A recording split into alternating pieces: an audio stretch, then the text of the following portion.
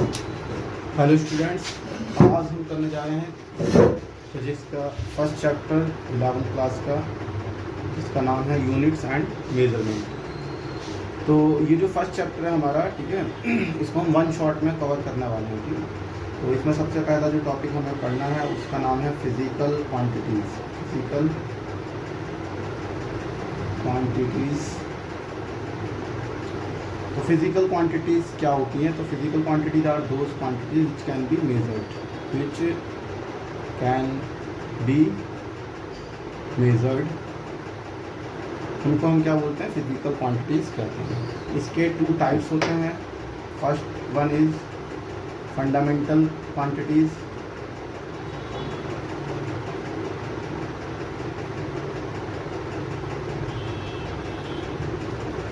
और दूसरा derived quantities. तो फंडामेंटल क्वांटिटीज़ क्या होती हैं? Fundamental quantities are those quantities which are independent,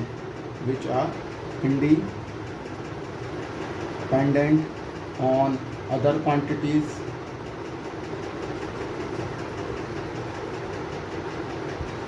उनको हम क्या बोलते हैं?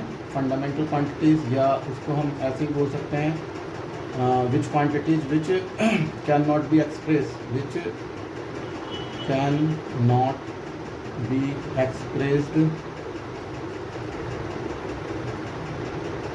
in terms of other quantities,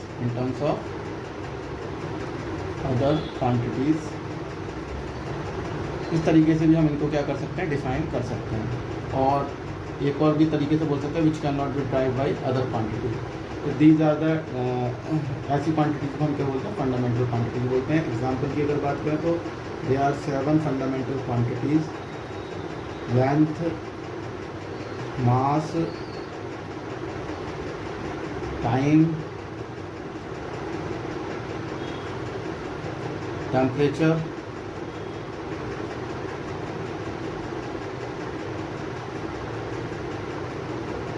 current, electric current, and amount of substance,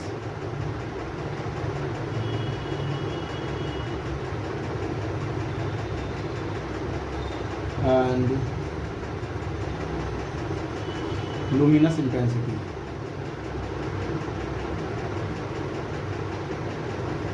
तो ये फंडामेंटल क्वांटिटीज़ हमें याद रखनी चाहिए, क्योंकि बाकी सब जो बची हुई है वो सब किस में आएंगी? ड्राइव क्वांटिटीज में आ जाएंगी। Derived quantities.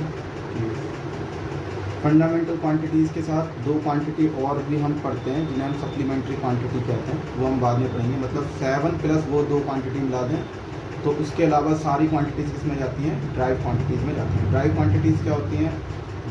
ठीक है, ऑल दोज क्वांटिटी विच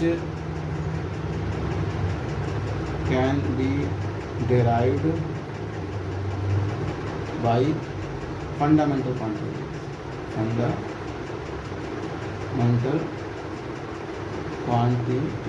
जिनको फंडामेंटल क्वांटिटीज हम ड्राइव कर सकते हैं।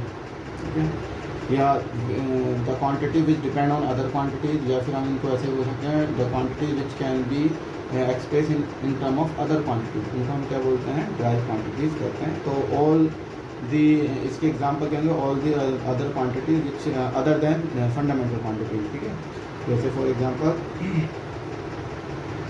Area, velocity, acceleration, force, power, work, etc, ये सब किस में आते हैं? तुम्हारा ड्राइव क्वांटिटीज में आती है। इन क्वांटिटीज को छोड़ के सारी क्वांटिटीज ड्राइव क्वांटिटीज में आती हैं।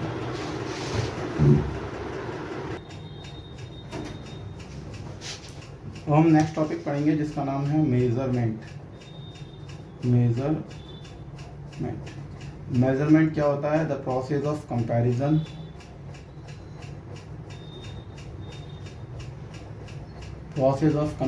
को हम मेजरमेंट कहते हैं। मेजरमेंट को हम किसी क्वांटिटी के मेजरमेंट को कैसे एक्सप्रेस करते हैं, किस तरीके से? तो किसी भी क्वांटिटी को हम क्यू से डिनोट करते हैं और इसको रिप्रेजेंट करते वक्त, इसको एक्सप्रेस करते वक्त हम दो वैल्यूज़ को लिखते हैं, एक उसकी न्यूमेरिकल वैल्यू और एक उसकी यूनिट। तो कोई भी क्वांटिटीज़ इस तरीके से एक्सप्रेस होती है। यहाँ पे एन क्या है, कोई भी एक न्यूमेरिकल वैल्यू हो सकती है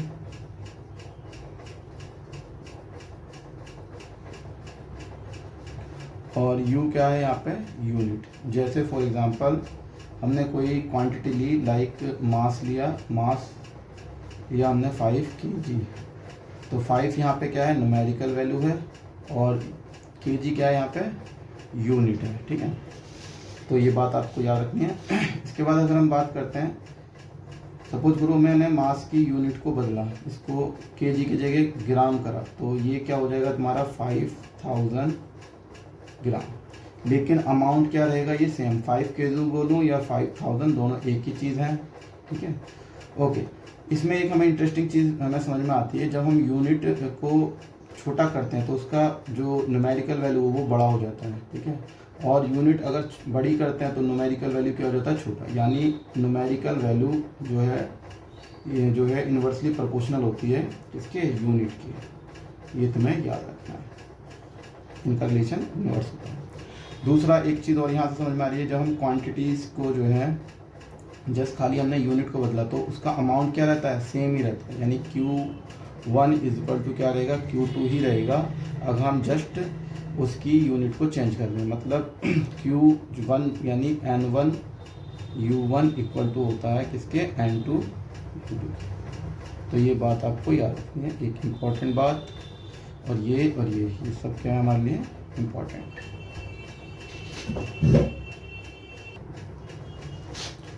हमारा नेक्स्ट टॉपिक है यूनिट। यूनिट क्या होता है, तो standard amount of any physical quantity. ठीक है, standard amount of a quantity को ही हम क्या बोलते हैं, यूनिट कहते हैं। Standard amount of a quantity is called unit. अब हम बात करते हैं यूनिट कितने तरह की होती है। तो यूनिट दो तरह की होती है, फंडामेंटल यूनिट्स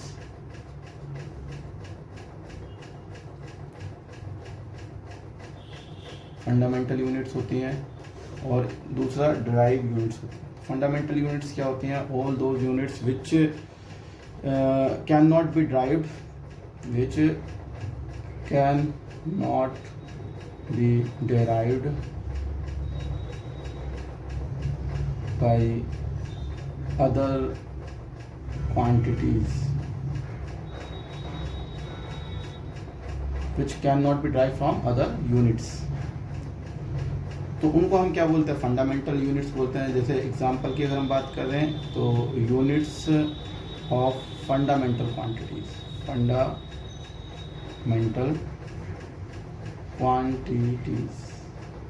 लाइक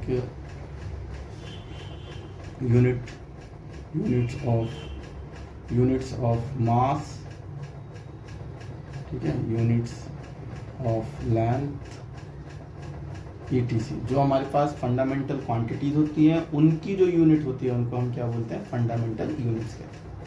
दूसरा हमारे पास आता है डेराइव्ड यूनिट्स। तो all those units which can B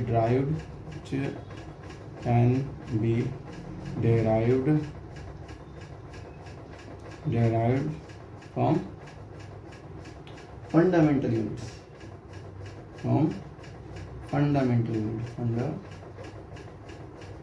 units, उनको हम क्या बोलते हैं, derived यूनिट्स कहते हैं। इसके एग्जांपल क्या हो जाएंगे, units of derived quantities।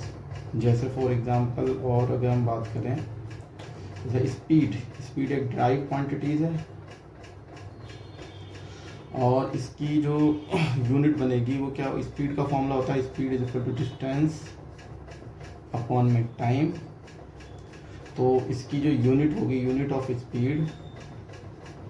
Speed क्या हो जाएगी, यूनिट ऑफ डिस्टेंस यानी कि लेंथ अपॉन में यूनिट ऑफ टाइम। और तुम्हें मालूम है लेंथ और टाइम ये दोनों ही क्या हैं, फिजिकल क्वांटिटीज़ हैं। तो स्पीड ऑफ यूनिट जो है वो कहाँ से आएगी, स्पीड ऑफ फंडामेंटल क्वांटिटीज से आई है। जैसे कि स्पीड यूनिट ऑफ लेंथ क्या हो गया मीटर, और यूनिट ऑफ टाइम क्या हो गया सेकंड, मीटर पर सेकंड, और मीटर और सेकंड दोनों ही क्या है, फंडामेंटल यूनिट्स हैं। ओके,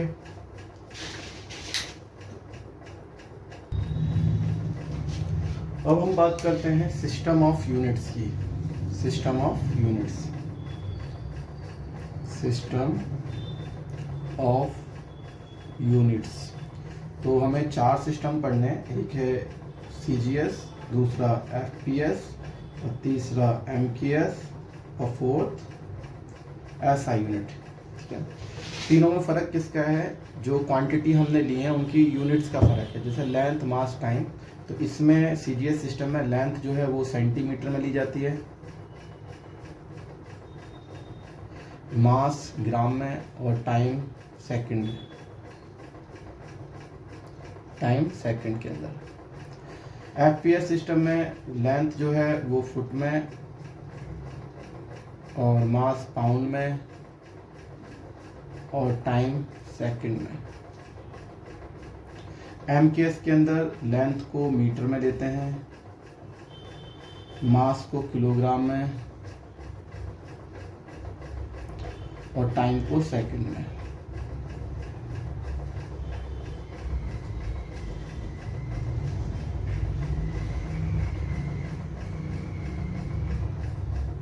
ठीक है, रह गया अब हमारा क्या है, SI सिस्टम, जिसे हम नेक्स्ट इसमें पढ़ लेते हैं।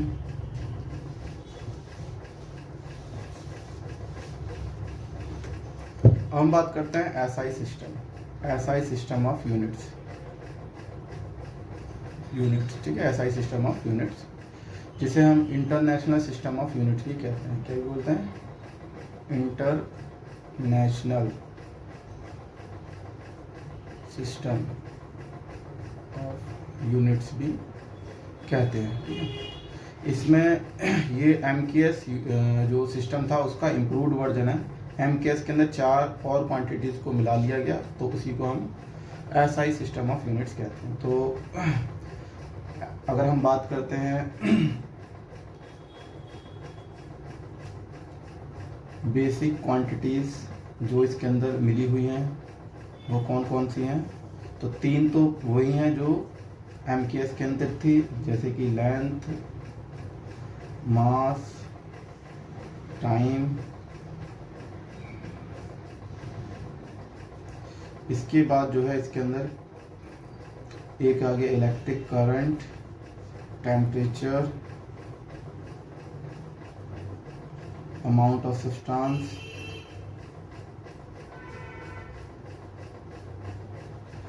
और लुमिनस इंटेंसिटी।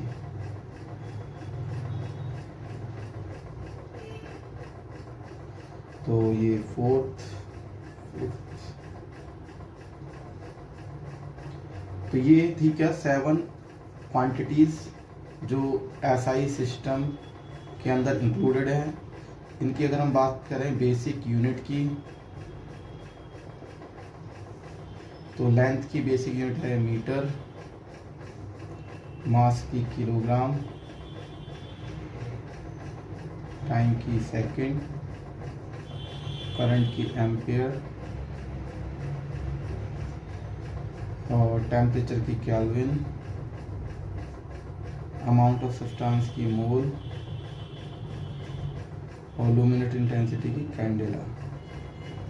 अगर हम बात करें इनके सिंबल की, तो मीटर के लिए हम सिंबल यूज़ करते हैं स्मॉल m, किलोग्राम के लिए kg, स्मॉल s, एम्पेयर के लिए कैपिटल A, केल्विन के लिए कैपिटल K, मोल के लिए MOL, और कैंडेला के लिए CD।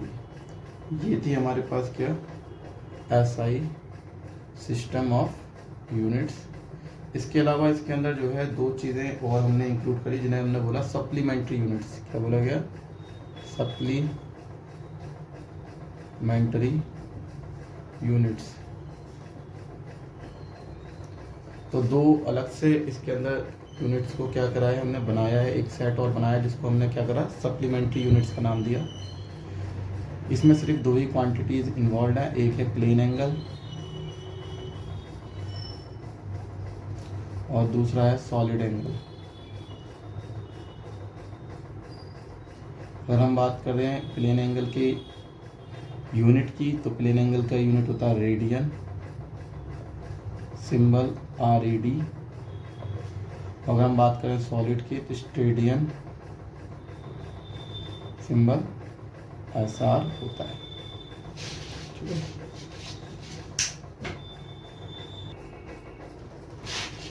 अब हमारा नेक्स्ट टॉपिक है एडवांटेज ऑफ SI सिस्टम। तो अगर हम बात करें सबसे पहली एडवांटेज जो की है कि ये SI सिस्टम एक कोहेरेंट सिस्टम है। कोहेरेंट सिस्टम है, कोहेरेंट सिस्टम का मतलब क्या हो गया कि all the drive units can be obtained by simple multiplication division of fundamental units without introducing any numerical factor. इसको लिख लेते हैं। कोहेरेंट का मतलब क्या है, all derived units can be obtained by simple multiplication और डिवीजन ऑफ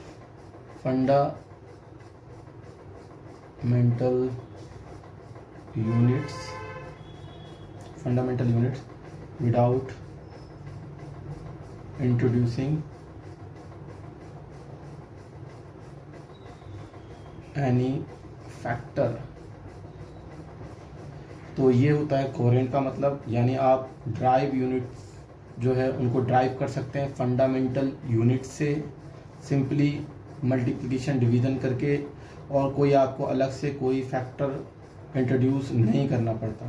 ये है एक एडवांटेज SI सिस्टम की। दूसरी एडवांटेज है कि ये रैशनल सिस्टम है। रैशनल मतलब क्या हुआ कि इसके अंदर जो है 1 यूनिट होती है, 1 यूनिट फॉर 1 फिजिकल क्वांटिटी।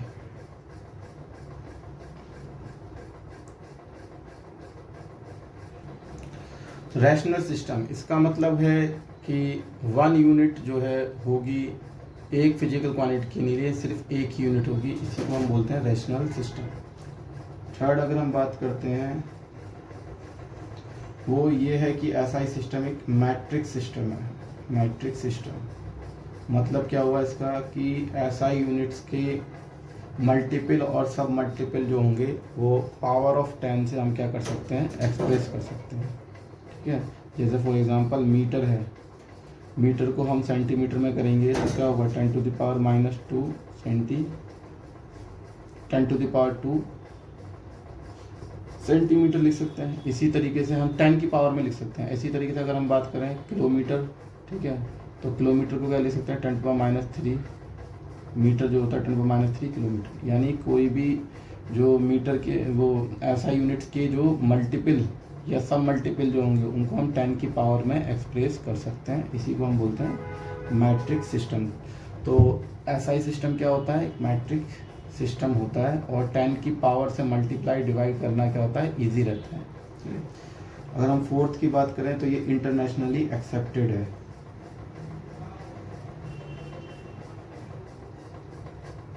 ठीक है, internationally accepted system of units है, एक्सेप्टेड सिस्टम ऑफ यूनिट।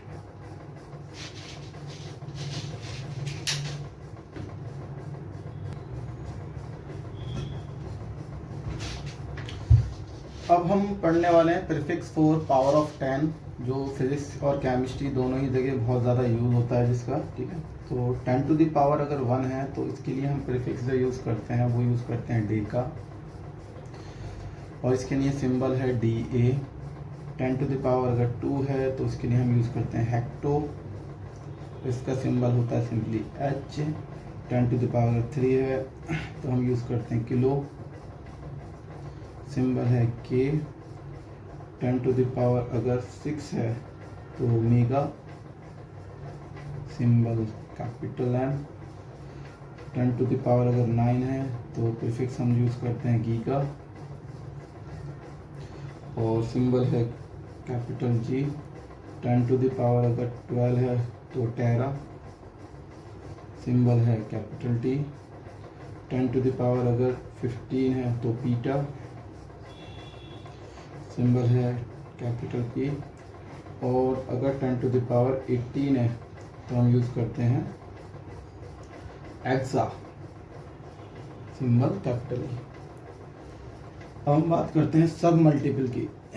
सब मल्टीपल जैसे कि 10 टू द पावर -1 है तो हम यूज़ करते हैं deci, symbol small D. 10 to the power -2 है तो सेंटी, सी। 10 टू -3 है तो milli, symbol M. 10 to the power -6 है तो micro, symbol mu. 10 to the power -9 है तो nano, symbol small N. 10 to the power -12 है पिको, और सिंबल है स्मॉल पी। और 10 टू द पावर अगर 15 है तो फेमटो,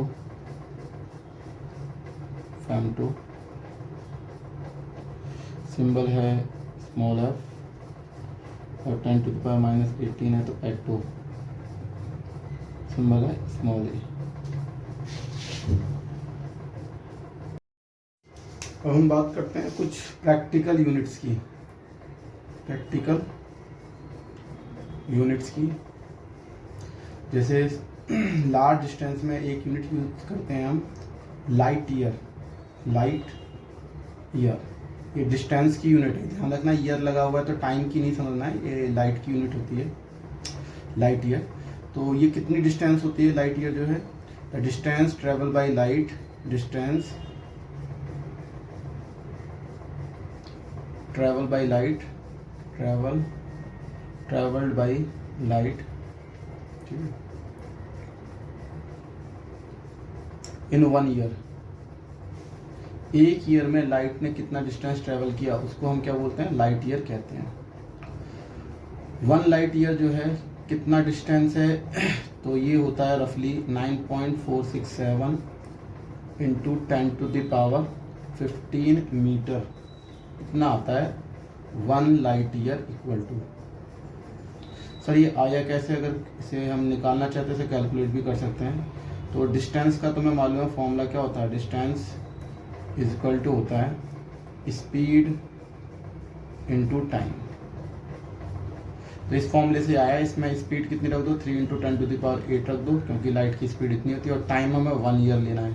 तो 1 ईयर को सेकंड में कर लेंगे। 1 ईयर मतलब 365 डेज, और फिर 24 आवर्स हर डे के अंदर, और हर आवर में 60 मिनट, और हर मिनट में 60 सेकंड। तो इसको सॉल्व करेंगे तो हमारे पास ये आ जाएगा। तो 1 लाइट ईयर जो है कितना डिस्टेंस होता है, 9.467 into 10 to the power 15 metre होता है। ऐसे ही एक और होता है तुम्हारा astronomical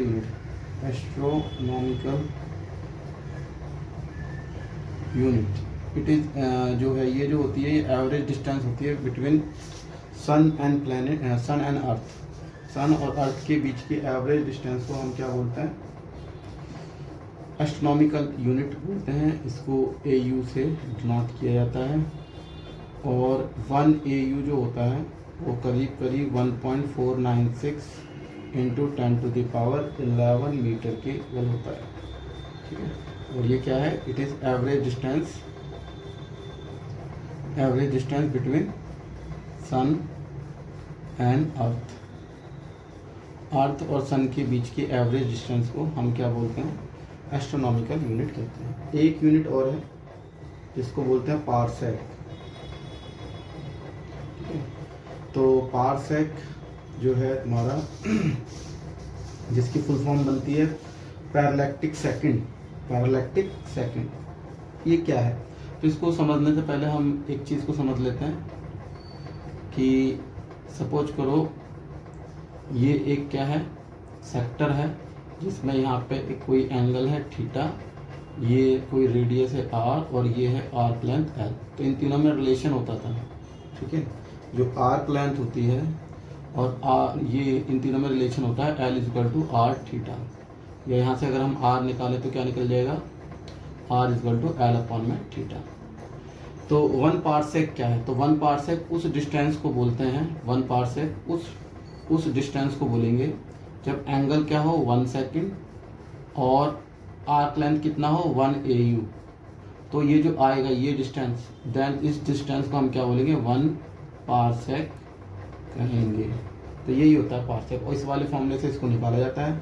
are is equal to arc length कितनी रखनी है इस वाले फॉर्मूले में, तो इस वाले फॉर्मूले में आर्क लेंथ रखनी है आपको 1 AU, जो कि कितना होता है 1 AU कितना होता था हमारा 1.496 इंटू 10⁻11, और यहाँ पे थीटा जो है तुम्हें 1 सेकंड रख देना है। तो तुम्हारा क्या आएगा, अब ये 1 सेकंड में दिया है तो इसे हमें किस में कन्वर्ट करना पड़ता है, रेडियन में। तो इस वाले फॉर्मूले से फिर क्या आएगा तुम्हारा, 1 सेकंड को पहले डिवाइड करोगे 60 से तो ये हो जाएगा मिनट में, फिर डिवाइड करोगे एक और बार 60 से तो ये हो जाएगा तुम्हारा डिग्री के अंदर, है ना, डिग्री के अंदर। और फिर इसको मल्टीप्लाई कर दोगे आप जो है किससे, π/180 से। तो इसको पूरे को सॉल्व करेंगे तो हमारा जो है, ठीक है, 1 पार्सेक जो होता है वो आ जाएगा। 1 पार्सेक किसके बराबर होता है वो आता है, जो कि रफली कितने के बराबर होता है, 1 parsec is equal to 3.08 into 10⁻16 metre के इक्वल आता है, ठीक है। तो ये हमने, ये 1 सेकंड था, यहाँ पे थीटा हमने कितना लिया 1 सेकंड लिया। तो ये तुम्हें याद रखना है, पार्सेक 3.08 इंटू 10⁻16 हो गया, एस्ट्रोनॉमिकल यूनिट 1.496 इंटू 10⁻11 हो गया, और लाइट ईयर 9.467 इंटू 10⁻15 मीटर हो गया। इसके अलावा कुछ और भी है, जैसे फॉर एग्जांपल एक प्रैक्टिकल यूनिट है लेकिन वो स्मॉल लेंथ के लिए होता है, जैसे कि आंगस्ट्रॉम, ये एक इम्पॉर्टेंट है आंगस्ट्रॉम। आंगस्ट्रॉम जो होता था तुम्हारा 1 आंगस्ट्रॉम जो होता है, 1 आंगस्ट्रॉम, ए इसको इस तरीके से लिखा जाता है, ए के ऊपर 0 करके लिखा जाता है, तो वो 10⁻−10 मीटर के इक्वल होता है। ऐसे ही एक होता है माइक्रोन, ठीक है, इसे म्यू से डिनोट किया जाता है, और ये 10⁻6 मीटर होता है। तो ये दोनों जो प्रैक्टिकल यूनिट है स्मॉल लेंथ के लिए यूज़ करते हैं, ये सारी किसके लिए थी, लार्ज लेंथ के लिए।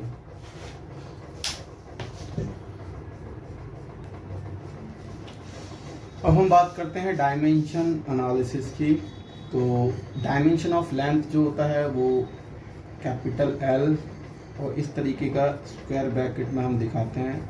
डायमेंशन ऑफ M को इस तरीके से डिनोट किया जाता है, टाइम को इस तरीके से, और करंट को कैपिटल A से, टेम्परेचर को कैपिटल K से, और डायमेंशन ऑफ इंटेंसिटी को CD से, और dimension of amount of substance को MOL से डिनोट किया जाता है। अब बात करते हैं सर डायमेंशन का मतलब क्या होता है। डायमेंशन का मतलब होता है power of fundamental quantities, power of fundamental quantities. Fundamental quantities की पावर्स क्या है उसी को हम क्या बोलते हैं, डायमेंशन कहते हैं। इसको हम समझते हैं एक एग्जांपल से। जैसे फॉर एग्जांपल अगर हम बात करते हैं एरिया, तो एरिया का फॉर्मूला होता है लेंथ इंटू ब्रेथ। तो लेंथ जो होता है, लेंथ एक क्या है, लेंथ है, और ब्रेथ भी क्या होती है, एक लेंथ ही होती है। जो यहाँ पे लेंथ की बात हो रही है तो लेंथ के बहुत सारे नाम होते हैं। लेंथ को ब्रेथ भी बोलते हैं, हाइट भी बोलते हैं, डेप्थ भी बोलते हैं, ठीक है, किसकी विड्थ भी बोलते हैं, ठीक है। तो ये लेंथ के बहुत सारे नाम हैं। तो लेंथ है, ये विड्थ भी एक क्या है, लेंथ ही है। तो यहाँ पे एल की पावर कितनी हो गई, 2 हो गई। तो बताइए यहाँ पे एल के कितने डायमेंशन हो गए, एल जो है यहाँ पे पावर कितनी है, 2 है। बाकी और कुछ हमें दे नहीं रखा, तो इसका मतलब क्या हो जाएगा, बाकी का हमें नहीं बता रखा। जैसे कि फॉर एग्जांपल इसमें ना तो हमें टाइम के बारे में मालूम है, ना मास के बारे में, और टाइम इसमें नहीं है, तो क्या होगा, एम कितना रहा होगा इसमें 0, L तो 2 है, T कितना रहा होगा, 0 रहा होगा। इसको मैं ऐसे भी लिख सकता हूँ। तो इसका मतलब अब सुनो, यहाँ पे जो 0, 2 और ये 0, ये फंडामेंटल क्वांटिटीज़ की जो पावर आई है, इन्हीं को हम डायमेंशन कहते हैं। 0, 2, 0, यही क्या है, डायमेंशन है। क्या है ये, यही डायमेंशंस हैं, ठीक है। जैसे 0 जो है किसकी डायमेंशन है, मास की, ठीक है, एरिया के अंदर, और एरिया के अंदर लेंथ की क्या डायमेंशन है, 2 है, और टाइम की क्या है, 0 है। इसको हम ऐसे लिखेंगे, एरिया हैज़ 0 डायमेंशन इन मास। फिर similarly area has 2 dimension in length and area has 0 dimension in time. हम इस तरीके से लिख सकते हैं, ठीक है। सिमिलरली अगर आपसे कोई पूछता है वॉल्यूम के बारे में, तो वॉल्यूम का अगर हम निकालें, एग्जांपल 2 की हम बात करें, वॉल्यूम का फॉर्मूला होता है length into breadth into height. Length भी एक लेंथ है, ब्रेथ भी एक लेंथ ही है, और हाइट भी एक क्या है, लेंथ है। तो ये हो जाता है L की पावर 3। बाकी इसमें M और T की कोई वो है नहीं, तो वो क्या रहे होंगे, वो 0 रहेंगे। तो इसे हम ऐसे भी लिख सकते हैं, L की पावर 3 आया, और L की पावर 3 को हम क्या भी लिख सकते हैं, M की पावर 0, T की पावर 0 भी लिख सकते हैं। तो यहाँ पे हमें वॉल्यूम की अगर हम बात करें, तो volume has 0 dimension in mass and 3 dimension in length and 0 dimension in time। एक एग्जांपल और कर लेते हैं, एग्जांपल 3। जैसे हम बात करते हैं डेंसिटी की। डेंसिटी का फॉर्मूला होता है मास अपॉन में टाइम। तो मास का क्या है, मास के लिए हम यूज़ करते हैं m। तो m हो गया, टाइम के लिए मास अपॉन में वॉल्यूम, मास अपॉन में क्या, वॉल्यूम। और वॉल्यूम का तो अभी हमने डायमेंशन निकाला था, वॉल्यूम का कितना आया था, L की पावर 3। वॉल्यूम का डायमेंशन क्या था, L की पावर 3 आया था, ठीक है। पहले L की पावर कितना आया था, 3 आया था, पहले L की पावर 3 आया, और उसके बाद फिर मैंने क्या लिख दिया, यहाँ पे मास भी नहीं गिवन, तो मैंने m 0 कर दिया, L की पावर 3 कर दिया, और T 0 कर दिया। नेक्स्ट स्टेप था, तो डायमेंशन ऑफ वॉल्यूम क्या था, L की पावर 3। अब ये ऊपर जाएगा तो क्या हो जाएगा बताइए, ये L की पावर 3 ऊपर गया, तो डायमेंशन जो आगे वो ये आगे, ठीक है। और इसको मैं क्या भी लिख सकता हूँ, m की पावर यहाँ कुछ नहीं तो 1, L की पावर -3, और T तो गिवन ही नहीं है यहाँ पे, तो कितना रहा होगा, T की पावर 0। तो यहाँ से हमें क्या समझ में आता है कि density has 1 dimension in mass and density has -3 dimension in length and density has 0 dimension in time। ठीक है। इसके अगर हमें और एग्जांपल देखने तो एक और एग्जांपल भी देख सकते हैं, जैसे कि फॉर एग्जांपल डेंसिटी के बाद अगर हम बात करें,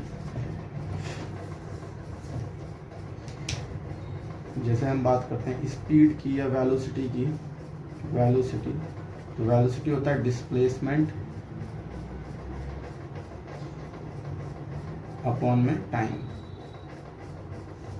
डिस्प्लेसमेंट का क्या होता है, लेंथ L और टाइम का T, तो इसका बन जाएगा LT-1। अच्छा, एक चीज़ और भी साथ की जगह हम साथ के साथ क्या भी लिख सकते हैं, इनकी यूनिट भी। यूनिट कैसे लिख सकते हैं बताइए, यूनिट जो है डिस्प्लेसमेंट की मीटर, ऐसा यूनिट की हम बात कर रहे हैं, तो ऐसा यूनिट क्या हो सकती है, मीटर, और टाइम को सेकंड में ना पाएंगे तो अपॉन में सेकंड, क्योंकि ऊपर आने पे क्या बन जाएगा, पर सेकंड। तो मीटर पर सेकंड, ये हमारे पास यूनिट आ गई किसकी, वेलोसिटी। और ये क्या है, इसकी डायमेंशन की अगर हम बात करें तो क्या है, 0 लेंथ के अंदर है और -1 क्या है, टाइम के अंदर डायमेंशन है, ठीक है। मास के अंदर वेलोसिटी की कोई डायमेंशन नहीं है, ठीक है। तो ये तुम्हें याद रखना है। अच्छा, अब मैं तुम्हें एक चीज़ और बता देता हूँ पहले कि जी यहाँ पे अगर हम बात करते हैं इसी की, चलो हम बात कर लेते हैं, इसको मैं क्या भी लिख सकता हूँ, m(l)t-1 ऐसे लिख सकते हैं। और यहाँ पे m था नहीं तो यहाँ पे पावर कितनी रहेगी, 0, l की पावर कितनी रहेगी, 1 यहाँ पे। तो अगर कोई तुमसे पूछते हैं इसकी खाली डायमेंशन बताओ तो आप क्या लिखेंगे, तो डायमेंशन जब पूछेगा तो आपको 0, 1 और -1 ये क्या है, डायमेंशन। कोई आपसे पूछता है डायमेंशन फॉर्मूला बताओ, डायमेंशनल फॉर्मूला बताओ वेलोसिटी का, फॉर्मूला ऑफ वेलोसिटी, तो आप क्या बताओगे, तो फिर तुम्हें बताना पड़ेगा इस पूरे ब्रैकेट को, यानी m, ठीक है, l(t-1), तो ये जो पूरा तुम लिखोगे डायमेंशन m(l)t-1, तो ये क्या कहलाएगा, डायमेंशनल फॉर्मूला। तो अगर तुम इसको ऐसे लिख देते हो वेलोसिटी, ठीक है, इसका डायमेंशन इज m(l)t-1 ऐसा करके लिख दिया, तो इसे बोलते हैं हम डायमेंशनल इक्वेशन। क्या बोलेंगे इसको, डायमेंशनल इक्वेशन, ठीक है। तो पावर खाली अगर आपसे डायमेंशन पूछा है तो बस आपको क्या करना है, 0, 1, -1 जो इसकी पावर्स है फंडामेंटल क्वांटिटीज़ की, उनको एक्सप्रेस करना है। और अगर आपसे डायमेंशनल फॉर्मूला तो आपको यहाँ ये पूरा ब्रैकेट लिखना है। और अगर आपसे पूछे डायमेंशनल इक्वेशन तो जिसका वो है उसको साइड में लिख के इक्वल टू का साइन लगा के और यहाँ पे मैं ब्रैकेट में डायमेंशनल फॉर्मूला लिख देना। तो इस पूरे को एक साथ क्या बोला जाएगा, इस पूरे को एक साथ हम बोलते हैं डायमेंशनल इक्वेशन।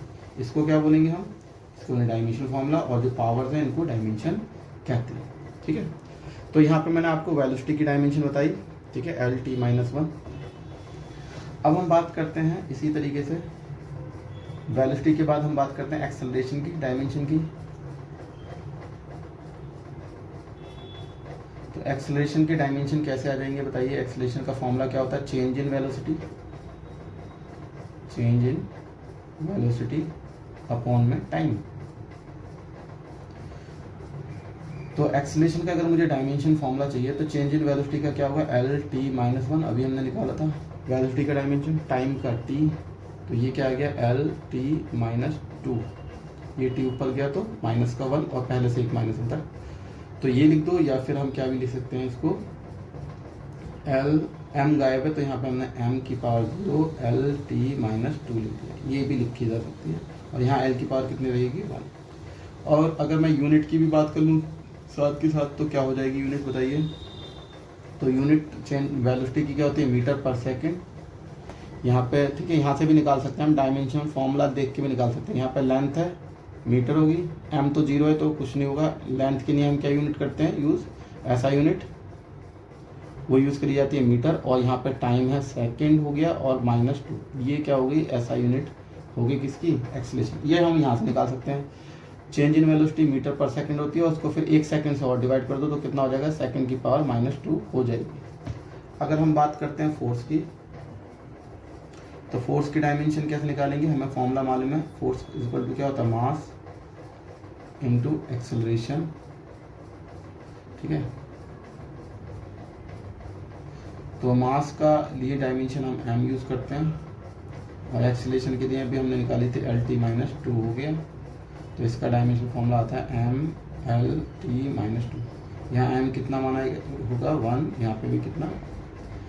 तो और अगर हम ऐसा यूनिट की बात करें तो इसकी ऐसा यूनिट होती है न्यूटन। क्या होती है ऐसा यूनिट, न्यूटन। इसके बाद अगर हम बात करते हैं वर्क की, तो वर्क का फॉर्मूला होता है फोर्स इनटू डिस्प्लेसमेंट। तो फोर्स के लिए हमने अभी निकाला m(l)t-2 और डिस्प्लेसमेंट के लिए l, तो इसका फॉर्मूला बन जाता है डायमेंशन फॉर्मूला m(l)2t-2, ठीक है। ऐसे ही अगर हम पावर का निकालें तो पावर का है, अच्छा यहाँ पे यूनिट की भी बात कर लेते हैं। यूनिट अगर हम बात करें तो फोर्स का न्यूटन, डिस्प्लेसमेंट का मीटर, तो इसका न्यूटन मीटर बन जाता है, जिसको हम शॉर्ट में क्या भी यूज़ करते हैं, जूल, इसी को हम क्या बोलते हैं, जूल भी कहते हैं। पावर का फॉर्मूला आता है वर्क अपॉन में टाइम, वर्क का डायमेंशन है M L square T minus two, और उसको टी से डिवाइड कर दिया तो ये बन गया M L square T minus three. ये क्या आ गया, पावर का डायमेंशन आ गया। एक डायमेंशन एक दो के और लिखवा देते हैं, फिर इसे कंप्लीट करते हैं। जैसे फॉर एग्जांपल अगर हम पूछते हैं जी का, कैपिटल जी, स्मॉल जी तो तुम्हारा क्या होगा, एक्सेलेरेशन ड्यू टू ग्रेविटी है, तो जो एक्सेलेरेशन के डायमेंशन होंगे वही होंगे, यानी एल टी माइनस टू होंगे। मैं बात कर रहा हूँ इस वाले जी की, यूनिवर्सल ग्रेविटेशन कांस्टेंट, इसका डायमेंशन क्या होगा। तो इसका डायमेंशन पता करने के लिए पहले हमें इसका फॉर्मूला क्या है, force equal to ji m1 m2 और आर स्क्वायर, ये फॉर्मूला होता है। यहाँ से जी का अगर हम निकालेंगे फॉर्मूला तो निकल के आएगा G equal to F R square upon में m1 m2। अब फॉर्मूला आ गया तो हम आराम से निकाल सकते हैं। अच्छा, यहाँ पावर की यूनिट भी लिख लीजिए बेटा। पावर की यूनिट क्या है, वर्क की क्या होती है जूल, और टाइम की सेकंड पर सेकंड, और लेकिन इसके लिए हमने भी एक शॉर्ट भी बना रखा है, ठीक है, जो कि क्या है वाट। तो कैपिटल डब्ल्यू से इसको नोट किया जाता है वाट, ये क्या है यूनिट है। एक्सेलेरेशन ड्यू टू ग्रेविटी की ये होती है, और कैपिटल जी की मैं अभी लिखवा देता हूँ, इसको थोड़ा यहाँ रफ कर लेते हैं। तो बताइए कैपिटल जी का अगर हमें डायमेंशन निकालना है तो जी का फॉर्मूला क्या हो गया हमारे पास, एफ आर स्क्वायर अपॉन में m1 m2। एफ यहाँ पे फोर्स है, आर डिस्टेंस है, m1 m2 मासेज है। तो इसके अकॉर्डिंग हमारे पास जी के डायमेंशन क्या आ जाएंगे, फोर्स का होता है M L T minus two, distance का तो एल होता है तो एल का स्क्वायर हो जाएगा, और यहाँ पे मास का एम इंटू एम यानी एम स्क्वायर हो जाएगा। तो यहाँ पे एक एम से एक एम गया, तो क्या बचेगा हमारे पास, नीचे वाला एम ऊपर आएगा तो -1 हो जाएगी, एल की पावर 3 हो जाएगी, और टी की पावर -2 हो जाएगी। तो this is the dimensional formula of capital G, जिसे यूनिवर्सल ग्रेविटेशन कांस्टेंट भी कहते हैं। चलो अब हम बात करते हैं फ्रिक्वेंसी की। फ्रिक्वेंसी का फॉर्मूला जो है वो होता है 1 में टाइम पीरियड। तो टाइम, इसका डायमेंशन भी बात कर ले, वो यूनिट की भी बात कर लेते हैं। यूनिट क्या होगी, तो फोर्स की होती है न्यूटन, डिस्टेंस की मीटर तो मीटर स्क्वायर, और केजी स्क्वायर पर केजी स्क्वायर, ये इसकी ऐसा यूनिट होगी। फ्रिक्वेंसी की 1 में टाइम पीरियड होती है, तो 1 में टाइम पीरियड के लिए डायमेंशन टी है, तो ये हो जाएगा टी की पावर -1। यूनिट की बात करें तो ये हो जाएगी पर सेकेंड, लेकिन इसको हम जो है बहुत फेमस यूनिट इसकी रहती है हर्ज। हर्ज से हम क्या करते हैं, इसको मेज़र करते हैं, हर्ज में मेज़र करते हैं, ठीक है। तो ये मैंने कुछ यूनिट आपको क्या बताए, डायमेंशन बताए। एक या दो के और लिख लेते हैं। साइन थीटा या कोई भी ट्रिग्नोमेट्रिक रेशियो हो गया, कोई भी ट्रिग्नोमेट्रिक रेशियो दो साइड का क्या होता है, रेशियो होता है। जैसे कि फॉर एग्जांपल, इससे भी पहले एक चीज़ और समझ लीजिए, एंगल का निकालो पहले, ठीक है, कुछ और भी अच्छा है। एंगल क्या होता था तुम्हारा, आर्क लेंथ अपॉन में क्या, आर्क लेंथ अपॉन में रेडियस। आर्क लेंथ एक लेंथ है, और रेडियस भी क्या है, एक लेंथ ही है। तो एल की पावर यहाँ पे 1 क्या हो गया, कैंसिल आउट होंगे, एल की पावर कितनी होगी, 0, यानी इसकी कोई डायमेंशन नहीं है। एंगल जो होता है वो कैसा क्वांटिटी है, डायमेंशन लेस क्वांटिटी है। क्या इसकी यूनिट होती है, हाँ, बट यूनिट होती है। ये इंटरेस्टिंग बात है कि एंगल का डायमेंशन तो नहीं होता, लेकिन यूनिट होती है। यूनिट क्या है, ऐसा यूनिट इसकी, तो एंगल की ऐसा यूनिट है रेडियन। क्या होती है, रेडियन। तो ऐसा यूनिट जो है रेडियन होती है, तुम्हें याद रखना, ठीक है। अच्छा, अब हाँ, साइन थीटा की बात कर लेते हैं। साइन थीटा, कॉस थीटा, कोई भी ट्रिग्नोमेट्रिक रेशियो होगा वो किसी ना किसी दो साइड का रेशियो होता है। साइन थीटा होता है परपेंडिकुलर अपॉन में हाइपोटेन्यूज, तो दोनों ही क्या है तो लेंथ ऑफ साइड ही लेंथ ही है, तो एल अपॉन में एल, तो यहाँ पे भी एल की पावर 0 हो जाएगी, यानी कोई डायमेंशन नहीं। तो ये भी कैसी क्वांटिटी है, डायमेंशन लेस क्वांटिटी है।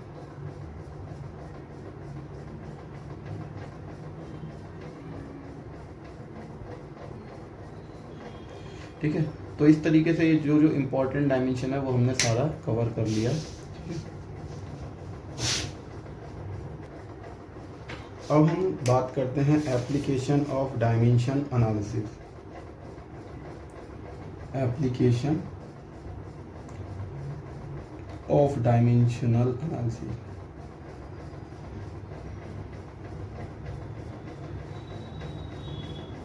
एप्लीकेशन ऑफ डायमेंशनल एनालिसिस, तो इसकी 3 एप्लीकेशन है। एक है conversion of one system of unit into other, दूसरा है checking the correctness of the given formula, and third है टू ड्राइव द फॉर्मूला। ठीक है, तो अभी जो हम पढ़ने वाले हैं वो पढ़ने वाले हैं टू कन्वर्ट, ठीक है, फिजिकल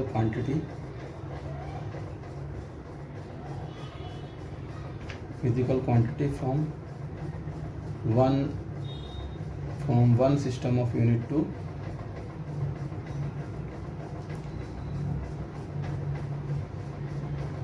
ठीक है, from one system of units to another system of units. तो अभी जो हम ये पढ़ने वाले हैं यानी conversion of one system of unit into another, तो ये हमारी सबसे पहली क्या होने वाली है, एप्लीकेशन होने वाली है। तो इसके लिए हमको एक फॉर्मूला यूज़ करना पड़ेगा। तो मैंने आपको इससे थोड़ी देर पहले एक फॉर्मूला बताया था कि तुम्हारे पास जो है N2U2 इक्वल टू क्या होता है, N1U1 होता है। जब हम किसी फिजिकल क्वांटिटी की जस्ट यूनिट बदलते हैं तो उसका अमाउंट जो है वो क्या रहता है, क्वांटिटी का वो सेम रहता है। ठीक है, इसको हम ऐसे लिखते थे। ठीक है, इक्वल टू तो N2 इक्वल टू जो तुम्हारे पास यूनिट है, यूनिट में क्या होती है जनरली हमारे पास, अभी हम कितने सालों की जो है यूनिट्स अगर आप पढ़ के आए हैं, तो जो हमारा जो है जो हमारे पास यहाँ पे यूनिट होती है उसको हम कैसे लिख सकते हैं, MLT, इस तरीके से लिख सकते हैं। N1 इसके क्या लिख सकते हैं, MLT, डायमेंशन जो होते हैं इस तरीके से लिख सकते हैं। इसकी पावर कुछ रही होगी A, सपोज करो ये B, इसकी C, और जब हम यूनिट बदलते हैं इनकी पावर पे कभी चेंजिंग नहीं आती है, तो यानी यहाँ पे भी पावर क्या रहेगी, ABC। तो यहाँ से हमारे पास N2 का फॉर्मूला क्या निकल के आता है, N1, ठीक है, और यहाँ पे MLT ABC अपॉन में ये सपोज करो हमारे पास 2 है, और इसको हम 1 1 मान लेते हैं, तो ये 1 1 1, और यहाँ पे MLT ABC ये सब क्या है, 2 वाले। तो यहाँ से हमारे पास जो ये फॉर्मूला बनेगा, यहाँ पे भी यहाँ M1 और M1 और M2 इन दोनों की पावर A है, तो इसको मैं एक साथ लिख सकता हूँ M1 अपॉन में M2 होल पावर A। ऐसे ही L1 अपॉन में L2 होल पावर B, और इसको हम लिख सकते हैं T1 अपॉन में T2 होल पावर C। तो ये हम जो है फॉर्मूला यूज़ करने वाले हैं कन्वर्जन के अंदर। ठीक है, conversion of one system of units into another. तो ये हम क्या करने वाले हैं, इस फॉर्मूले का यूज़ करने वाले हैं। ठीक है, तो इसको मैं एक एग्जांपल के थ्रू करवाता हूँ। सपोज करो हमारे पास एक एग्जांपल है, कन्वर्ट 1 जूल इनटू अर्ग। तो आपको 1 जूल को अर्ग में कन्वर्ट करना है। अब सबसे इम्पोर्टेंट आपको नोटिस करना है कि आपको कौन सा सिस्टम ऑफ यूनिट्स है। तो जूल तुम्हें मालूम है SI सिस्टम ऑफ यूनिट्स है, और अर्ग जो है तुम्हारा वो क्या है, CGS यूनिट होता है, CGS यूनिट होता है। ये आपको मालूम होगा तभी आप जो आगे से सॉल्व कर पाएंगे। ठीक है, क्यों, इसका क्या रोल है, इसका ये रोल है कि अगर वो SI सिस्टम है, ठीक है, और साथ के साथ मुझे ये बताइए यहाँ पे ये 1 क्या काम करेगा, 1 जो है ये 1 क्या है तुम्हारा, N1 है, और यहाँ पे हमें पता करना है कितने अर्ग में, तो ये हमें इसका N2 क्या करना है, हमें निकालना है। N2 को क्या करना है, निकालना है। तो पहले तो हम लिख लेते हैं कि N1 कितना है, हमारे पास 1 है, और CGS के अंदर जो N2 है वो हमें क्या करना है, निकालना है। और अगर हम बात करते हैं मास, लेंथ और टाइम की, तो SI यूनिट में मास किस में होता है, kg में, ठीक है, लेंथ किस में होती है, मीटर में, और टाइम किस में होता है, सेकंड में। CGS में क्या होता है, लेंथ, मास, लेंथ और टाइम, ये किस में होता है, तो मास होता है ग्राम में, लेंथ होता है सेंटीमीटर में, और टाइम होता है सेकंड में। तो ये जब हमें सब ये दोनों चीज़ें आपने जब लिख ली तो बस अब हमें क्या करना है, फॉर्मूला लगाना है, ये वाला फॉर्मूला यूज़ करेंगे। तो N2 इज इक्वल टू क्या है, पहले लिखना हमें N1 जो कि कितना है 1 है।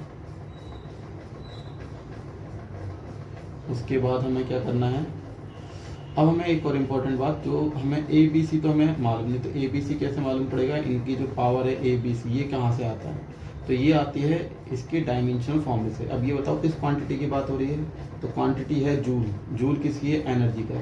तो एनर्जी का डायमेंशन क्या होता है बताइए, एनर्जी का डायमेंशन जो है वो क्या होता था, वो होता था mL²T-2, ठीक है, mL²T-2।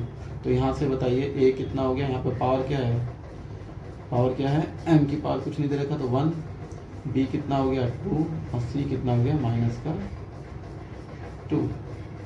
तो ये है ABC ऐसे निकलेंगे। ABC क्या होगा, तुम जो क्वांटिटी दी हुई है उसका तुम देखो कि कौन सी क्वांटिटी है, तो जूल है। जूल जो है वो एनर्जी की यूनिट होती है, यानी अब एनर्जी के डायमेंशन लिख लो, जो एनर्जी के डायमेंशन होंगे, ठीक है, तो 1 2 -2 डायमेंशन है, तो यही ABC होंगे, ठीक है।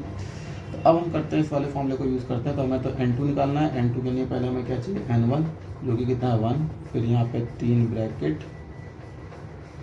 इनकी पावर, एक की पावर A रखनी है जो कि 1 है, एक की पावर 2 रखनी है जो कि 2 है, एक की पावर C रखनी है जो कि कितना है -2 है। अब यहाँ पर रखो, यहाँ पे क्या रखना है, M1 L1 T1। M1 कितना है 1 kg, L1 कितना है 1 मीटर और T1 कितना है 1 सेकेंड, रख दिया। यहाँ पर रखना है M2 L2 T2, तो क्या है M कितना है 1 ग्राम और ये कितना है हमारे पास 1 सेंटीमीटर और ये 1 सेकेंड, ये क्या 1 सेकेंड से सेकेंड कट गया है ना, तो यहाँ पे क्या रह गया, ये 1 से इंटू हो गया ख़त्म। तो ये 1 kg को क्या लिख सकता हूँ मैं, 1000 ग्राम अपॉन में ग्राम तो की पावर 1, ऐसे यहाँ पे क्या लिख सकते हैं 100 सेंटीमीटर अपॉन में 1 सेंटीमीटर की power 2 centimetre, centimetre cancel out, gram से ग्राम कैंसिल आउट, तो यहाँ पे होता है 10⁻³ और यहाँ पे होता है 10⁻² की पावर 2 यानी 10⁻⁴, यानी कितना आ गया हमारे पास यहाँ पे ये 10⁻⁷ आ गया। यानी यहाँ से हमें क्या समझ में आया कि 1 जूल जो होता है वो 10⁻⁷ अर्ग्स के बराबर होता है।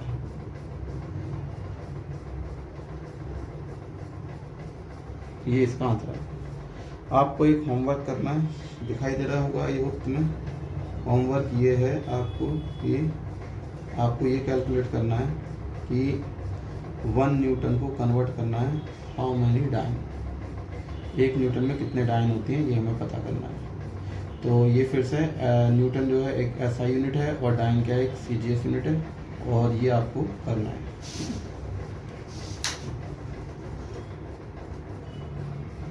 अब हम दूसरी एप्लीकेशन करेंगे डायमेंशन एनालिसिस की, जो कि है to check the dimensional correctness of given formula और इक्वेशन। तो कोई हमारे पास कोई फॉर्मूला या इक्वेशन दी हुई है, उसकी डायमेंशनल करेक्टनेस पता करनी है, उस डायमेंशनली करेक्ट है या नहीं, तो वहाँ पर हम डायमेंशन एनालिसिस का यूज़ करते हैं।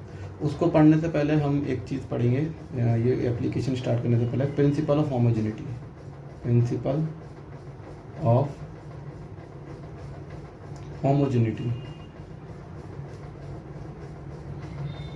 तो प्रिंसिपल ऑफ होमोजेनिटी क्या कहता है कि किसी इक्वेशन में जितने भी टर्म्स हैं उन सब के डायमेंशन क्या होंगे, सेम होंगे, ठीक है। ऑल द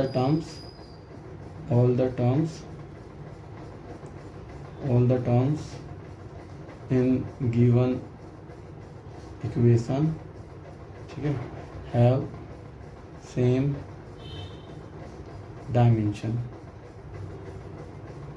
जितने भी टर्म होते हैं उन सबके डायमेंशन क्या होते हैं, सेम होते हैं। इसी का हम क्या करते हैं, यूज़ करते हैं check the correctness of the given equation. इसको हम समझते हैं जैसे फॉर एग्जांपल के थ्रू समझते हैं, जैसे S = ut + ½ AT²। यहाँ पे एस जो है वो है डिस्प्लेसमेंट, यू जो है वो है वेलोसिटी, इनिशियल वेलोसिटी, टी क्या है टाइम है, ए क्या है एक्सेलरेशन है, अगेन टी क्या है टाइम है। तो हमें ये चेक करना है कि ये जो फॉर्मूला डायमेंशनली करेक्ट है या नहीं डायमेंशनली। तो यहाँ पे कितने टर्म्स हैं 1 2 3, इस इक्वेशन में 3 टर्म्स हैं। तो अगर इन तीनों टर्म्स का डायमेंशन सेम आ गया according to principle of humidity तो ये डायमेंशनली करेक्ट होगी। तो यहाँ पे हमारे पास एक टर्म है एस यानी डिस्प्लेसमेंट, एक है यू इंटू टी एक टर्म, और एक टर्म है 1/2 AT², ये 3 टर्म है। तो एस का डायमेंशन, एस एक डिस्प्लेसमेंट है, डिस्प्लेसमेंट का डायमेंशन क्या होगा लेंथ होगा, यू वेलोसिटी है तो वेलोसिटी का तो होता था LT-1, और टाइम का क्या होता है टाइम का t होता है, इनको दोनों को मल्टीप्लाई करा तो t minus T cancel out हो गए तो बचा L। हाँ 1/2 का कोई डायमेंशन नहीं होगा क्योंकि ये तो एक कांस्टेंट है, रह गया L का क्या होता है LT-2, और t² का क्या हुआ t²। तो t² से t और 2 से t⁻² कैंसिल आउट हो जाएंगे, जैसे यहाँ पे ये कैंसिल आउट हुए थे तो ये कैंसिल आउट हो गए, तो यहाँ पे क्या बचा सिर्फ L। तो सिंस ऑल द टर्म्स देखिए तीनों टर्म्स जो थे हमारे, तीनों टर्म्स के डायमेंशन क्या आ रहे हैं L L L ही आ रहे हैं, यानी ये जो गिवन इक्वेशन है ठीक है, since all the terms have same dimension, ठीक है, therefore given equation is dimensionally correct, dimensionally correct. तो इस तरीके से इसका क्या होता है यूज़ करते हैं। कभी कभी कोई अननोन है उसको भी फाइंड आउट करने में हम इसका यूज़ कर सकते हैं। जैसे फॉर एग्जांपल अगर मैंने सपोज करो एक equation the x = a + bt ऐसे करके इक्वेशन दी थी और पूछा find dimension of a and b, और इसमें हमें ये बता दिया कि जो x है वो डिस्प्लेसमेंट है और t जो है वो टाइम है, ये हमें मेंशन कर दिया। तो हमें a और b के डायमेंशन निकालने हैं। तो अब हमें ये मालूम है कि जो तीनों टर्म हैं इन सब के डायमेंशन सेम होंगे, तो a का जो डायमेंशन होगा वही x का डायमेंशन होगा और वही bt का डायमेंशन होगा। तो यहाँ से बताओ a के डायमेंशन क्या आ जाएंगे, तीनों टर्म के डायमेंशन सेम होने चाहिए, तो a के डायमेंशन किसके इक्वल होने चाहिए x के। तो x का डायमेंशन तो x क्या डिस्प्लेसमेंट, तो x का क्या हुआ L होगा, तो a के डायमेंशन तो ये आ गई। अब क्या करो दूसरा bt के भी डायमेंशन क्या होगा, bt और x का भी डायमेंशन क्या होगा सेम होगा, तो bt का डायमेंशन जो होगा वही डायमेंशन क्या होगा x का होगा। b की वैल्यू किसके बराबर आ जाएगी, b जो है तुम्हारा इसकी डायमेंशन क्या L है, और यहाँ पे जो t है उसकी डायमेंशन क्या होगी t, जो नीचे आ जाएगा तो यहाँ पे आ जाएगा और ऊपर आएगा तो ये LT-1 होगा।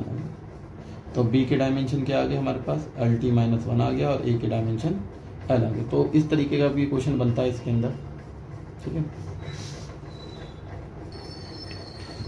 अब हम थर्ड एप्लीकेशन पढ़ने वाले हैं जिसका जो है टू ड्राइव द फॉर्मूला। इस एप्लीकेशन को हम क्वेश्चन के ठीक है थ्रू समझेंगे, ठीक है। तो हमें क्या करना है, एक फॉर्मूला ड्राइव करना है, एक एक्सप्रेशन निकालना है किसका, time period of simple pendulum, ठीक है। Time period of simple pendulum का हमें क्या निकालना है, फॉर्मूला या एक्सप्रेशन निकालना है, ठीक है, by the method of by using the dimension analysis, ठीक है। तो डायमेंशन एनालिसिस का यूज़ करके हमें क्या करना है, टाइम पीरियड का फॉर्मूला निकालना है फॉर सिंपल पेंडुलम। अब इसमें हमें बता रखा है कि जो टाइम पीरियड है, ठीक है, ऑफ सिंपल पेंडुलम वो 3 चीज़ों पर डिपेंड कर रहा है, एक मास ऑफ द बॉब पर, एक लेंथ ऑफ द पेंडुलम पर और एक एक्सेलरेशन ड्यू टू ग्रेविटी पर डिपेंड कर रहा है। मास ऑफ द बॉब, ठीक है, तो इन 3 चीज़ों पर डिपेंड कर रहा है। Mass of the bob suppose करो हमें m दे रखा है और length of the pendulum suppose करो क्या है L है, ठीक है, और acceleration due to gravity suppose करो जी। तो इस पे ये डिपेंड कर रहा है और टाइम पीरियड ऑफ ऑसिलेशन को सपोज हम स्मॉल t से डिनोट करते हैं, ठीक है भाई। तो सबसे पहले हमें क्या करना है, इसमें जो भी हमें जिसका फॉर्मूला हमें ड्राइव करना है उसको पहले आपको नोट करना है किन किन चीज़ों पर डिपेंड कर रहा है। तो वह एक m पर डिपेंड कर रहा है, एक L पे डिपेंड कर रहा है और एक g पे डिपेंड कर रहा है। लेकिन कितनी पावर से डिपेंड कर रहा है ये हमको नहीं मालूम, तो इसलिए हमने इसकी पावर कुछ अज्यूम कर ली, a, इसकी b और इसकी c।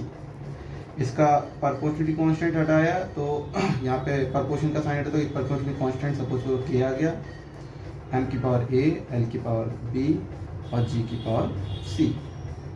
अब क्या करेंगे, इन सब क्वांटिटीज़ के डायमेंशन रख देंगे, जिन जिन क्वांटिटी के डायमेंशन है। तो टाइम का तो क्या होता है, t होता है, तो यहाँ मैंने t रख दिया। k का कोई डायमेंशन नहीं है तो k का तो k की जगह कुछ नहीं लिखा, अब मैं डायमेंशन रख रहा हूँ, ठीक है। मास का क्या होता है, m का क्या होता है, तो m होता है और इसकी पावर a। l का क्या होता है, l का l होता है, इसकी पावर b। और एक्सेलरेशन ड्यू टू ग्रेविटी का वो होता है l t-2। तो ये हमने डायमेंशन रख दिया। यहाँ पे t है, बाकी m और l नहीं है, तो यहाँ पे m कितना रहा होगा 0 और l भी कितना रहा होगा 0। ये तुम्हें याद रखना है। तो अब यहाँ से हम क्या करेंगे, और यहाँ पे t की पावर कितनी मानी जाएगी 1।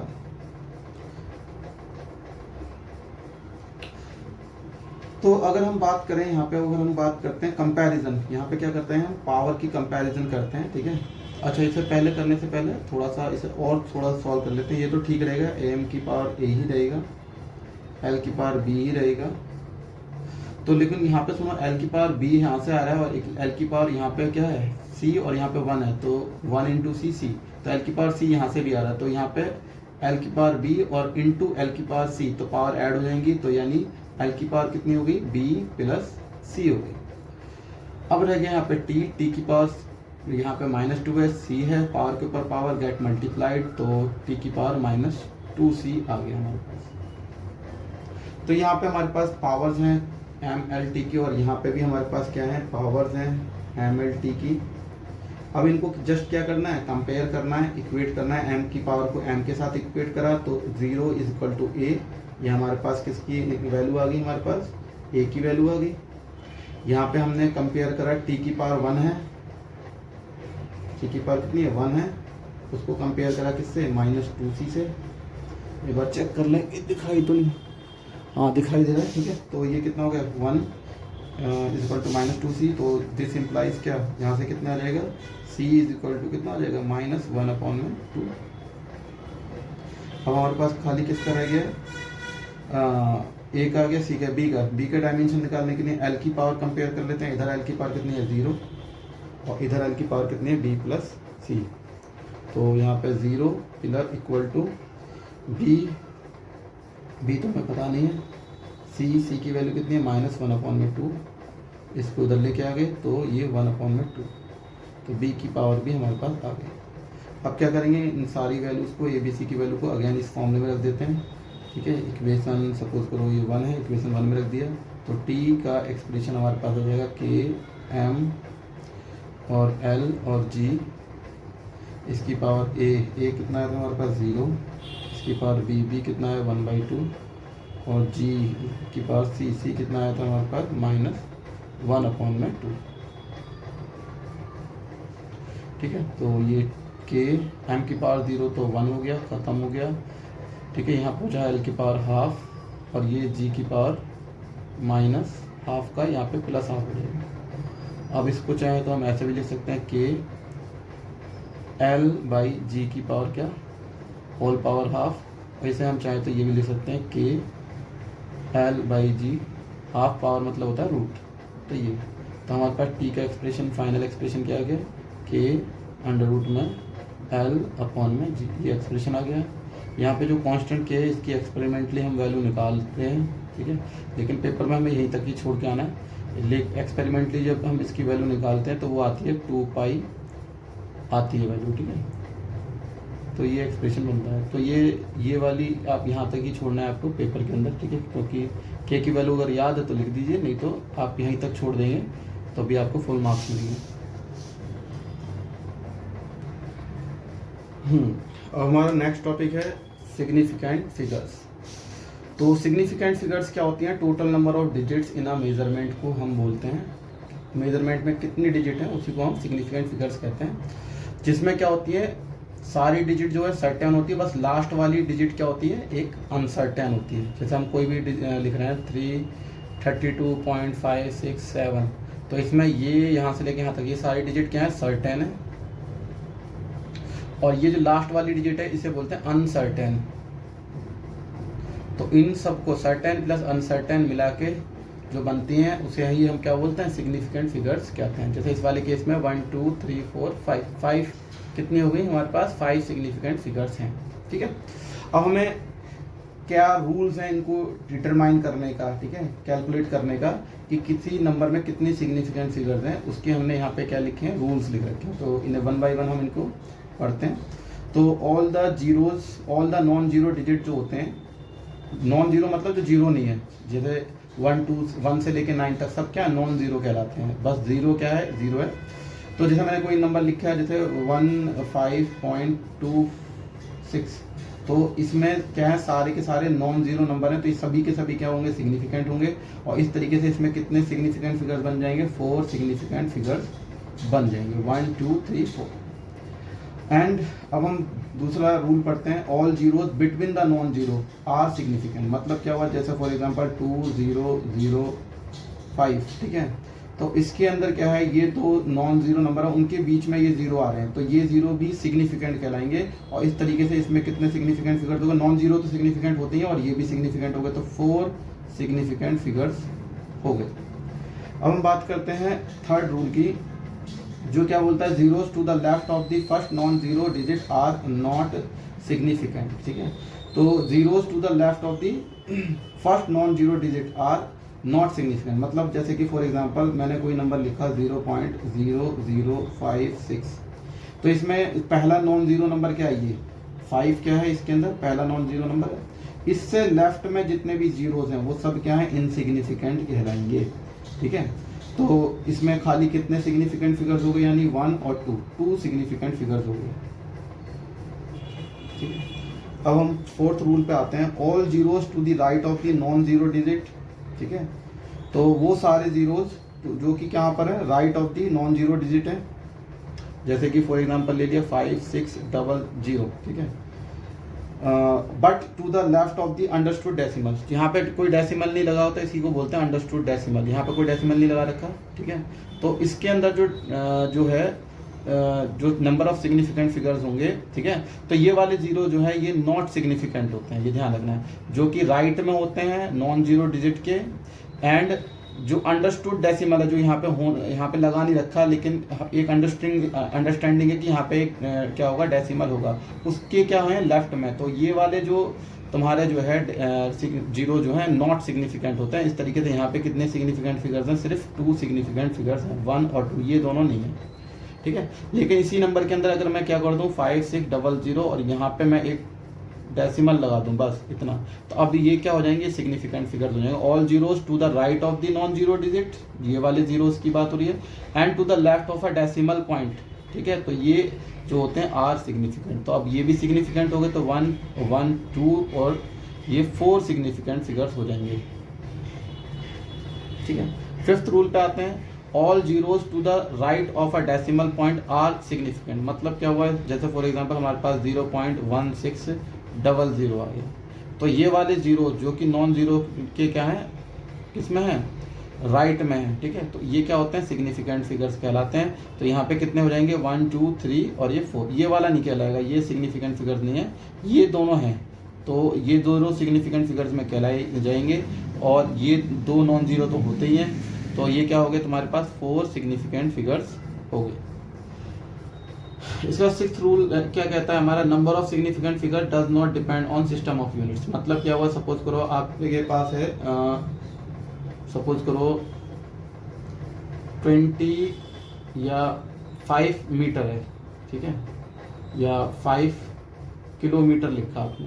ठीक है, इसको चाहो तो तुम क्या भी लिख सकते हो, 0.001000 से डिवाइड कर देंगे, तो ये क्या हो जाएगा तुम्हारा, सपोज करो ये था तुम्हारा मीटर में। ठीक है, और तुमने इसे 1000 से डिवाइड कर दिया और ये क्या हो गया, 0.005 किलोमीटर आया। तो इन दोनों में जो है मैंने क्या करी, यूनिट बदली, तो यूनिट बदलने से सिग्निफिकेंट फिगर्स पे कोई फर्क नहीं पड़ता। यहाँ पे कितनी सिग्निफिकेंट फिगर्स थी, 1 सिग्निफिकेंट फिगर था। जब तुमने इसकी यूनिट बदल के मीटर से किलोमीटर कर दिया, अभी भी कितने सिग्निफिकेंट फिगर, क्योंकि ये जीरो तो क्या है, नॉट सिग्निफिकेंट है, तो सिग्निफिकेंट फिगर्स यहाँ पे अभी भी कितनी है, 1 ही है। तो हमें ये समझ में आया कि यूनिट बदलने से नंबर ऑफ सिग्निफिकेंट फिगर्स पे कोई फर्क नहीं पड़ता, ठीक है, वो सेम रहता है। अच्छा, एक और इम्पोर्टेंट बात रखनी है, जो चीज़ काउंटिंग होती है, काउंट करी जाती है, उनके number of significant figures infinite होते हैं, मतलब जो एग्जैक्ट नंबर होते हैं, जैसे मैंने बोला 5 चेयर्स या 5 एग्स, ठीक है, तो ये क्या है, तुम्हारा एग्स हो गया तुम्हारा, ठीक है, और क्या कहते हैं तुम्हारा जो है चेयर्स हो गए, ठीक है, जो भी है, ठीक है। तो ये जो होती है क्या है, ये फाइनाइट नंबर होते हैं। तो फाइनाइट नंबर के जो सिग्निफिकेंट फिगर्स होते हैं वो क्या होते हैं, इनफाइनाइट सिग्निफिकेंट फिगर्स होते हैं, ठीक है। कितने होते हैं, infinite number of significant figures होते हैं। तो एग्जैक्ट नंबर जैसे कि 5 हो गया, 10 हो गया, तो ये एग्जैक्ट नंबर होते हैं, इनके सिग्निफिकेंट फिगर्स कितने होते हैं, इनफाइनाइट होते हैं, ठीक है। अच्छा, एक छोटी सी बात और बता देता हूँ, अगर कोई तुम्हारा नंबर जो है किस में लिखा हुआ है, साइंटिफिक नोटेशन में लिखा हुआ है, जैसे 3.25 इंटू 10 टू दी पावर, ठीक है, 10 ऐसे करके लिखा हुआ है, 10 टू दी पावर 7 लिखा हुआ है, तो इस ऐसे नंबर के सिग्निफिकेंट फिगर्स हम कैसे कैलकुलेट करते हैं, तो इन नंबर के सिग्निफिकेंट फिगर्स सिर्फ यहाँ से कैलकुलेट करिए, तो इसका कोई रोल नहीं रहता है। तो यहाँ पे कितने सिग्निफिकेंट फिगर्स हैं, जैसे इस वाले केस में 3 और 2 और ये तीनों तो ये 3 सिग्निफिकेंट फिगर्स होंगे, इसमें कितने होंगे, 3 सिग्निफिकेंट फिगर्स होंगे। ऐसे ही अगर मैं कोई इस तरीके से दे रहा हूँ 1.056 इंटू 10 टू द पावर 12, तो इसमें कितने हैं, तो इसमें ये 0 सिग्निफिकेंट है, तो टोटल कितने हो गए, 4 सिग्निफिकेंट फिगर हो गए। तो ये तुम्हें याद रखना है, जब भी साइंटिफिक नोटेशन में देगा तो हमें ये 10 टू द पावर वाला जो टर्म है, ठीक है, इसका कोई रोल नहीं रहता सिग्निफिकेंट फिगर्स के अंदर।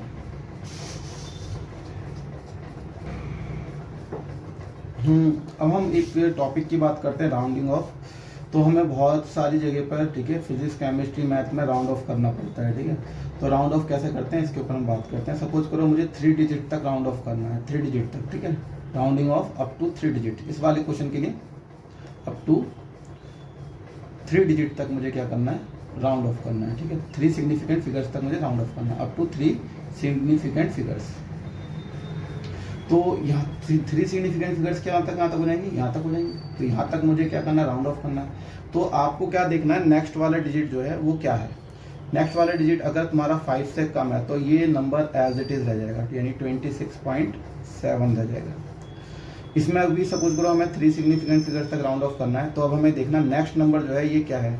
अगर ये 5 से बड़ा है तो ये वाला जो डिजिट है, हमारा लास्ट डिजिट जो है, ठीक है, उसको 1 इंक्रीज कर देना, यानी ये कितना हो जाएगा तुम्हारा 26 ठीक है। यहाँ पे क्या हो जाएगा तुम्हारा जो है, ये 7 से 1 इंक्रीज कर जाएगा, यानी ये हो जाएगा 8, ठीक है। अगर ये वाली चीज़ क्या है आपका, सपोज करो यहाँ पे अगर 6 भी होता, 5 से बड़ा होना चाहिए उसके, तो ये क्या हो जाएगा, ये वाला नंबर 1 इंक्रीज हो जाएगा, तो 7 से कितना हो जाएगा, 8 हो जाएगा। तो ये 5 से बड़ा है, इसलिए क्या करा हमने, इस वाले लास्ट डिजिट को 1 बढ़ा दिया। अगर ये 5 से छोटा है तो एज इट इज रखना है, जितना है उतना का उतना रखना है, ठीक है। अब बात करें सर, अगर 5 ही आ गया तो क्या करेंगे, तो 5 हो गया, इसके 2 केस हो सकते हैं। 5 आ गया तो इसके बाद जस्ट लास्ट डिजिट जो है ये आपको देखनी है, ये क्या है, इवन है या ऑड है। जैसे यहाँ पे ये इवन है और यहाँ पे इस वाले केस में दोनों में ही लास्ट में 5 आ रहा है, इसमें भी 3 डिजिट तक कर रहे हैं, तो इसमें भी लास्ट में 5 आ रहा है, इसमें भी 5 आ रहा है। तो इसमें हम ये देखते हैं कि ये इवन है या ऑड है। जैसे इस इवन है तो एज इट इज छोड़ना है 26.4, और अगर ये ऑड है तो 1 इंक्रीज कर देना है, यानी 26.3 का नेक्स्ट नंबर क्या होगा, 4 हो जाएगा। तो ये इसका क्या होगा, आंसर होगा, ठीक है।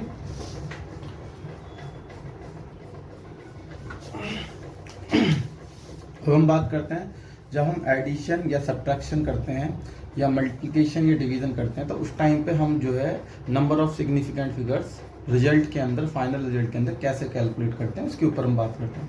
तो इसके लिए मैं एग्जांपल से इसको समझाता हूँ। सब्ट्रैक्शन या एडिशन करते वक्त कोई भी 2 नंबर हम ले लेते हैं, जैसे फॉर एग्जांपल 56.1 एक कोई नंबर ले लिया, ठीक है, और एक नंबर में ले लिया 2.56, ठीक है, ये 2 नंबर हमने ले लिए, ठीक है। इनको मुझे सपोज करो ये ऐड करना है, एडिशन करना है, ठीक है।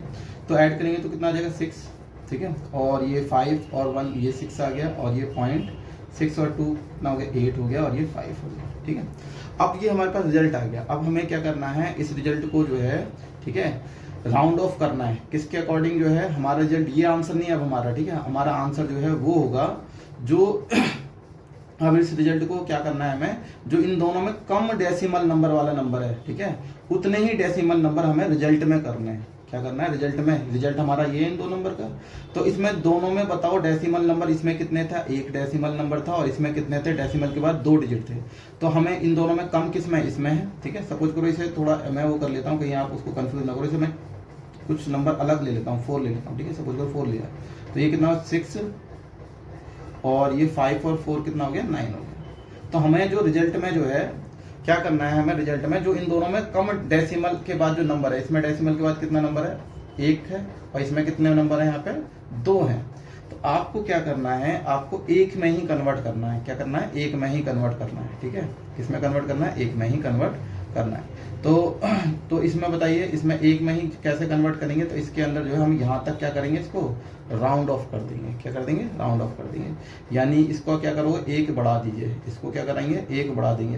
तो 1 जब इसके अंदर बढ़ जाएगा, ठीक है, क्या हो जाएगा बताइए, 1 जब बढ़ जाएगा इसके अंदर तो ये हो जाएगा तुम्हारा 50, इसमें 1 ऐड कर दो, 58.9 के अंदर क्या कर दीजिए, इस वाले लास्ट डिजिट के अंदर 1 ऐड कर दो। क्यों पढ़ेंगे बताओ, क्योंकि ये वाला नंबर 5 से बड़ा है, 5 से जब बड़ा होता है तो इसमें क्या करना होता है, हमें 1 ऐड करना होता है। तो 1 ऐड करने पे क्या हो जाएगा बताओ, तो ये बन जाएगा 59.0। तो ये हमारा क्या होगा आंसर होगा, ठीक है।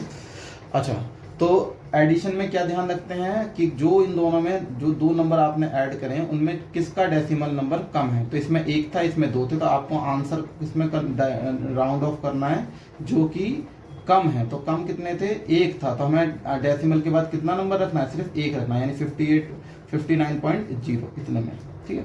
अब हम बात करते हैं अगर मल्टीप्लाई कर रहे हैं, ठीक है। सपोज करो हमारे पास कोई 2 नंबर है, ठीक है, एक नंबर है हमारे पास 0.125 और एक नंबर है सपोज करो हमारे पास 1.1, ठीक है। तो ये 2 नंबर हैं और इनको हमें क्या करना है, मल्टीप्लाई करना है, ठीक है। तो मल्टीप्लाई करा तो ये आया 125, ठीक है, एक नंबर हमारा, और दूसरे को हमने करा तो ये भी आ गया 125। तो ये 5, 5 2 7 और 2 और 1 3 और 1, टोटल कितने हैं 3 और 1 4 डिजिट बाद, यानी यहाँ पे क्या आ गया हमारा पॉइंट। अब क्या करते हैं, जब मल्टीप्लाई करते हैं या डिवीजन करते हैं, इसमें क्या होता है, जो हमें आंसर जो है रिजल्ट जो है उसको किस में लिखना होता है, जो least number of significant figures वाला नंबर होगा। तो इसमें कितने सिग्निफिकेंट फिगर्स है, इसमें 3 सिग्निफिकेंट फिगर्स हैं, इसमें कितने 2 सिग्निफिकेंट, मुझे जो है 2 सिग्निफिकेंट फिगर्स में इसको कन्वर्ट करना है इस नंबर को। तो 2 में कैसे कन्वर्ट होगा बताओ, ये इसमें टोटल कितने सिग्निफिकेंट फिगर्स आ रहे हैं, इसमें तो 4 आ रहे हैं, तो इसे 2 में कन्वर्ट करो तो इसका करेक्ट आंसर जो होगा हमारे पास, यानी यहाँ तक करना है इसको राउंड ऑफ, यहाँ से यहाँ तक राउंड ऑफ कर दीजिए, इसमें 2 सिग्निफिकेंट फिगर बचेंगे हमारे पास। तो इसको राउंड ऑफ करो, तो राउंड ऑफ के बाद हम यहाँ पे देखेंगे नंबर क्या है, यहाँ पे नंबर 5 से बड़ा है तो इसको क्या करेंगे 1 इंक्रीज कर देंगे, तो ये हो जाएगा 0.14। तो इस तरीके से हम आंसर निकालते हैं मल्टीप्लिकेशन और डिवीजन के अंदर।